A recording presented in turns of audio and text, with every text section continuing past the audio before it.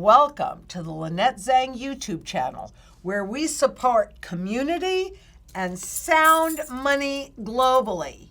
Please help us grow this channel just as quickly as you can, and you can do that by leaving us a thumbs up on your way in so you don't forget on your way out, leaving a comment, and most important, subscribe and hit that bell and we'll let you know when we're issuing the next important video. Today, we've got to talk about the bubble popping, because there are dangers that are so hidden from you and you can't see it, but it will impact you.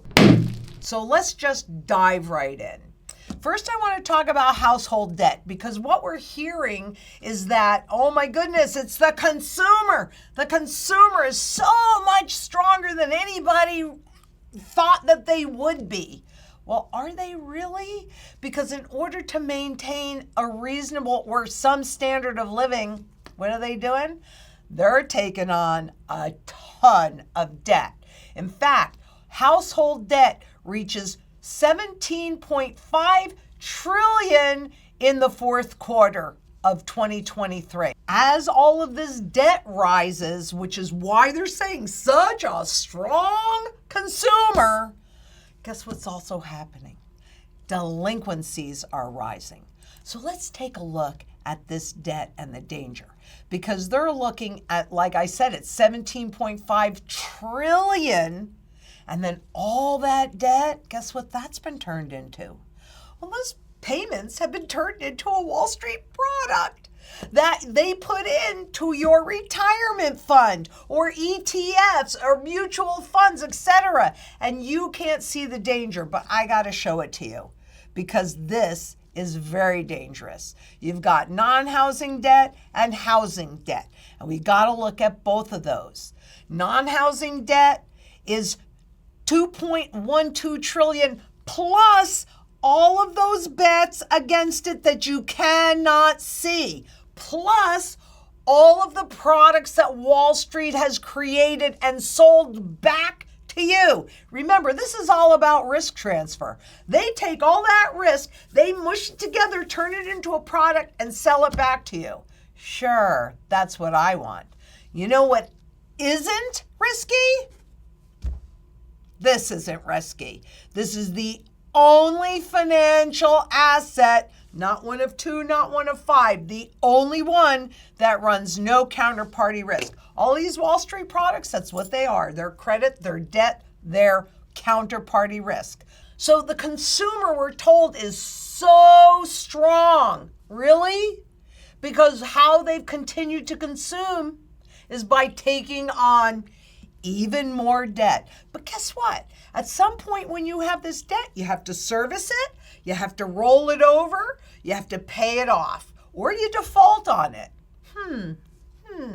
Where are we in this cycle? Let's take a look.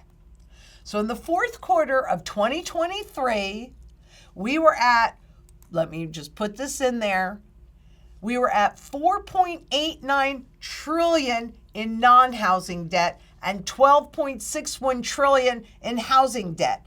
That's more than double what it used to be back in when they first started tracking back in 2004. And you know, frankly, the answer to every single central bank, this is their answer. If they want to stimulate the economy, they drop interest rates so that you borrow more. Except now, because of the high inflation, people are forced to borrow just to feed their families. And what's happening, we're going to talk about. So debt has risen exponentially since 2004 and through 2023. It's dangerous. And again, we're at 212 billion. That's how much the household debt rose just in the fourth quarter. Just in the fourth quarter. That's just a quarter of the year of 2023. That's huge. It's more than doubled, and that means danger. So, you know, when asked Ernest Hemingway, they said, how did you go bankrupt? And he said, slowly at first, then fast. And that's the way it happens. People think they can always kick the can down the road, kick the can down the road, kick the can down. Well, they can do it until they can't. Are we getting to a point where they can't? Because quite honestly, that's what I think. But let's take a look at the underlying data. The transition into serious delinquencies, so this is 90 plus days by loan type. Oh, okay. Well, student loans are doing okay because after all, they were given some level of forgiveness. But credit card debt, that delinquency is spiking. Auto loan, mortgages are still kind of staying relatively, that's up actually, because look at it, it's right here. That's up, and revolving credit is kind of flat. So everything is up except for student loans, which they were given forbearance and then forgiveness, and revolving credit. That's not a very good sign.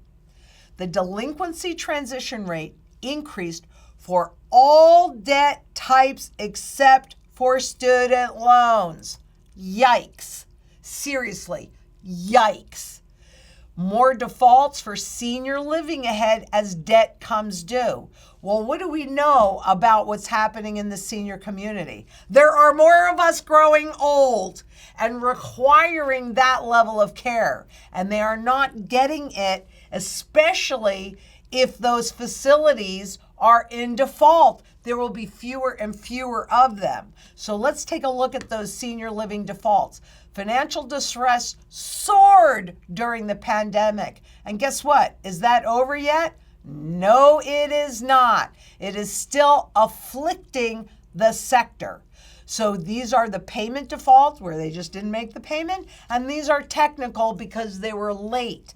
And you can see since 2020, since the pandemic, still really high. We haven't recouped from the global markets shutting down and business shutting down. Nearly 8% of the $43.2 billion in senior living municipal debt is currently in default. Uh-oh. What do you think is going to happen if there are not enough senior living facilities to accommodate all of us old people? Are you going to take your grandmother in? I hope so. You should. There are many countries where we don't have these issues. But in the U.S., that's not one of them. That's not one of them. So we're going to have to deal with this issue. You think they can keep kicking it down the road? Because look, this is just the beginning of 2024. Okay? This is growing at a rapid pace. It's worse than it was in 2017. What's it going to be by the end of the year? I don't know.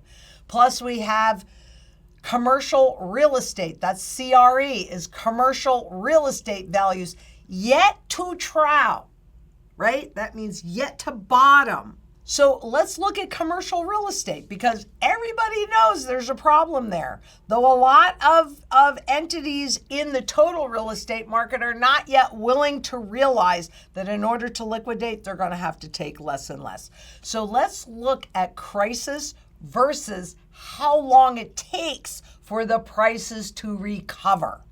And the best example of that we should be looking at is the great financial crisis, which started well before but became apparent to the public in 2008.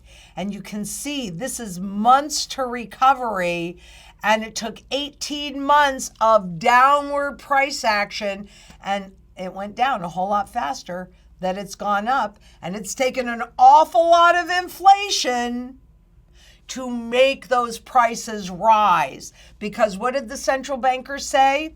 They targeted real estate for reflation.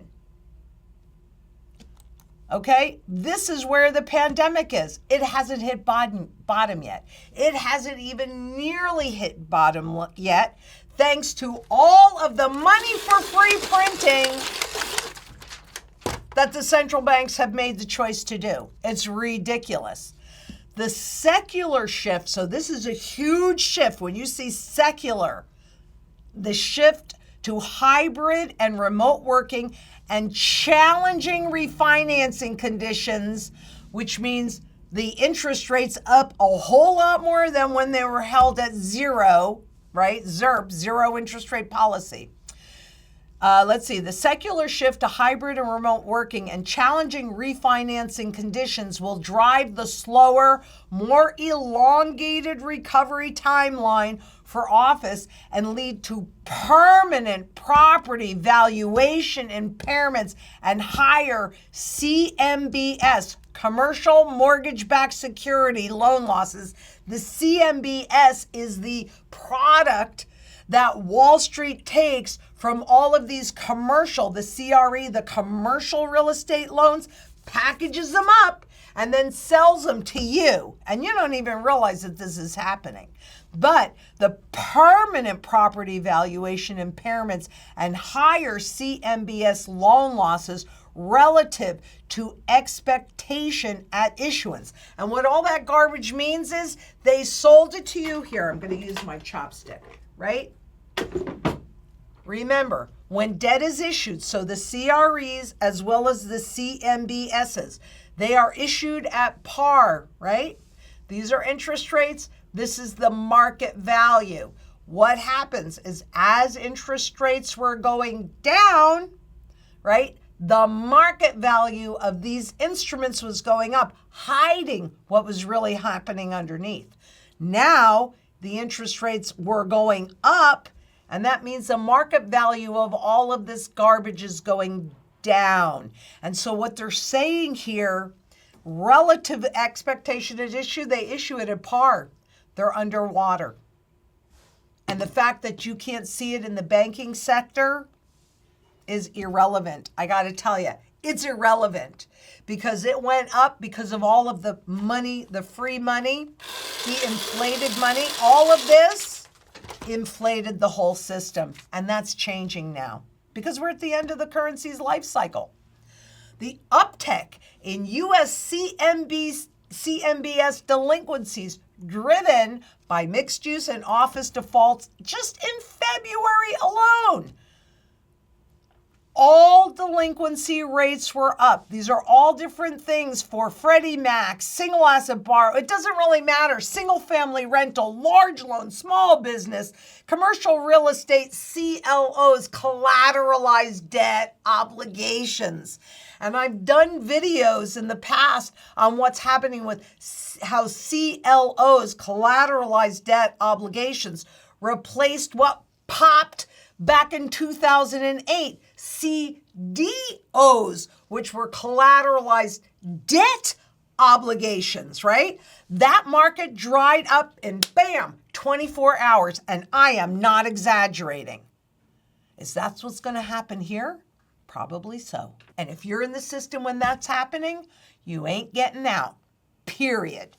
And it's not open for discussion. So let's take a look at what that looks like in a chart because we know I love my graphs and they really tell the whole story. These are the words.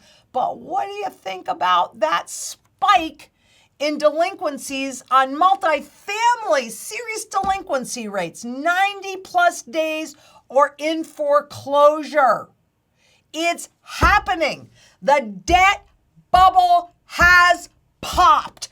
Period. We don't even have to talk about it. You're seeing the data. You think it's different? Okay, you're entitled to your opinion. But that's the data. I believe the data. It's way smarter than I am. And I won't deny it because that's something that I want or I wish for. I have hopium. Stop living on hopium. Begin to live in reality. Get protected. Get out of the system while you can. All right, what are we looking at here? U.S.-based entities lead the cumulative default debt volumes. Can you see how these are spiking? The U.S. is in gold, and Europe is in blue. There was 2023. Look at where we are. Okay, that was the January, February, March. This is January, February, March of 2024. What do you think? If this was the start of the year last year when interest rates were already up from the central bank's move, what do you think is going to happen the rest of this year? Your guess. This is the debt bubble popping. They may say everything is really strong and powerful and oh my God, the consumer's going to save us. Yeah, No, there is no savior from this except for this. Hard, tangible, sound money in your possession. There'll be time enough to go back in because this bubble popping is also what creates the opportunity. And right now, what do we have? We have gold and silver that are severely undervalued. And we have this real estate that is still severely overvalued. That's going to flip-flop. And at some point in the future, and we're going to know it because we're going to watch what the smart money does and see that cup formation. And by the way, I will tell you when I am converting some of my gold into those other income-producing assets after all of this is over, because we don't know who's going to survive this. Most defaulted debt remains concentrated in the U.S., where it has reached U.S. $33.2 billion in the first quarter of 2024, up 53% from the same quarter in 2023. What do you think? I mean, seriously, I want you to sit back and just kind of realize that defaults are up 53% year over year, first quarter to first quarter.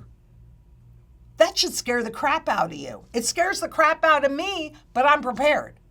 Are you prepared? If you're not, you better get prepared, because this is showing you that bubble popping and their ability to keep it hidden with all the products that they've created from this mess that you're now sitting in, you're going to know it. But by the time you know it, it will be too late to do anything about it. Just like it was with the CDO debt bubble popping in 2008. And I was paying attention to Lehman. That's my alma mater. I was watching it like a hawk. And I was still shocked when they allowed Lehman to go out. But then what did they do? They just printed money to hide the mess till they could transition into the new system that they hadn't yet created. It was no coincidence, in my opinion, it was no coincidence that Bitcoin came out in January of 2009 and quantitative easing started in March of 2009. Maybe I'm wrong, but let's look at the default rates because they remain well above the 10-year average. And that's globally, in the US, in Europe, and in emerging markets. This is a trailing, which means the previous 12 months, speculative grade default rates. There isn't enough of a difference in what they're paying you for. I want to talk about this for a second because people think they go for that pickup in yield, especially with zero interest rate policy, or ZIRP, that we had from 2008 through half of 2022. Yeah, half of 2022 when they started spiking rates again, right? So people, it's a reach for yield. And this was all by design. Speculate, speculate, speculate, because when this bubble pops and you're still sitting in it, your wealth, here's how it works, right? If I'm just going to make it easy. If you own a stock at $100 and you sell it and you capture that $100, somebody else has now bought that from you, right? If it goes down to zero, your wealth, their wealth transferred your way. Does that make sense? So you want to think about getting out before people realize that this debt bubble has already popped. I'm showing you that it's popped. That's what I'm showing you. They aren't paying you enough, and I've said this a gazillion times. Why in the world would you risk 95% of your wealth for a little pickup of 5%? There isn't enough for these speculative grade debt defaults, which means speculative means junk. I do not like junk bonds. Lots of people love them. Rock and roll hoochie coo. But that's where all your wealth is going to remain. This makes it very easy to transfer your wealth away from you.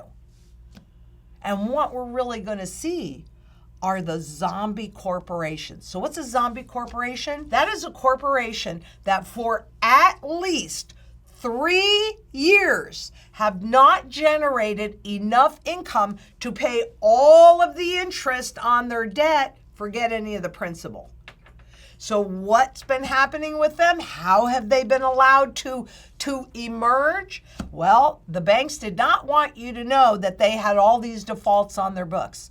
So what I'm looking at here and what this is telling me is that the banks are no longer willing to cover that up or have the ability to cover up the defaults. Otherwise, they would just continue to loan them even more money, which made sense in zero interest rate policy, right? Because you could service a whole lot more debt at zero interest rates than you can at 4 or 5 or 6%, right? So they didn't want you to see all of these defaults, and what they did was continue to loan them money when they should have been getting rid of all of that debt and rolling over the higher interest rates into the lower interest rates. Well, guess what? They had an opportunity perhaps to survive. But instead of servicing and getting out of those high interest rates, they just took on more and more and more debt. Now the banks are going, nope, we can't hide it anymore. It's too big.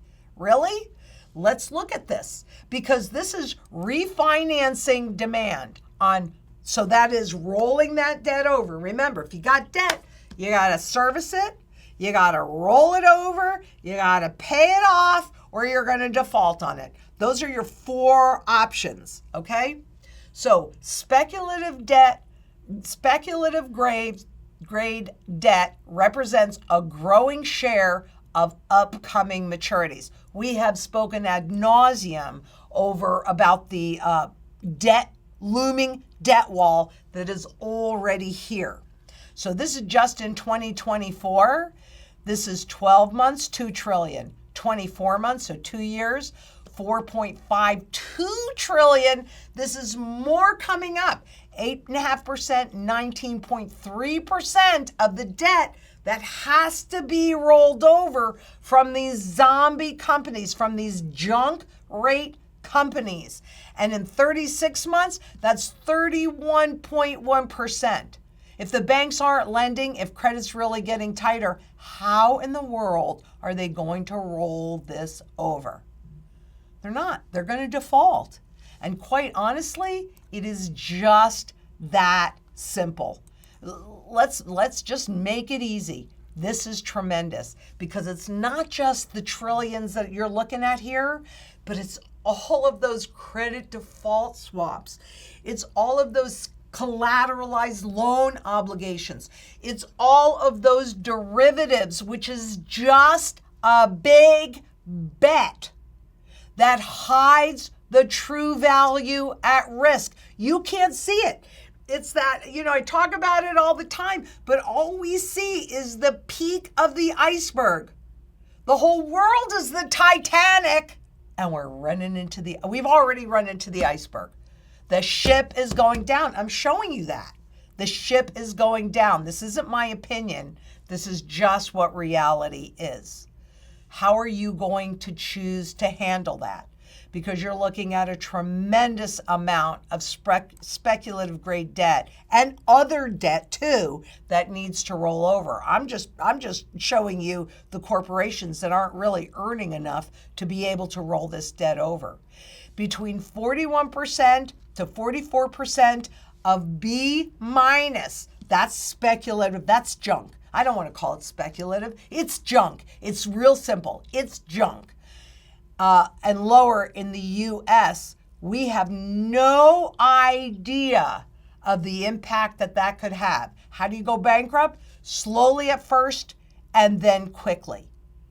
So is this the beginning of the debt bubble popping? Are we going to see the end of this debt bubble popping? I don't know. Perhaps that's why central banks are bolstering, which really means buying gold hand over fist, because they know what's coming. They know it better than you or me, because they're trying to create a controlled implosion. that would keep you in the system and still transfer their wealth, and they would still stay in power. But they, my friends, are buying gold as quickly as they can. Though most of that is coming in, where? China, Turkey, India, Kazakhstan, Czech Republic, Singapore. I mean, this is coming in what are considered emerging markets, but look at how much China's buying and just a little bit of selling, because what gold is about is savings.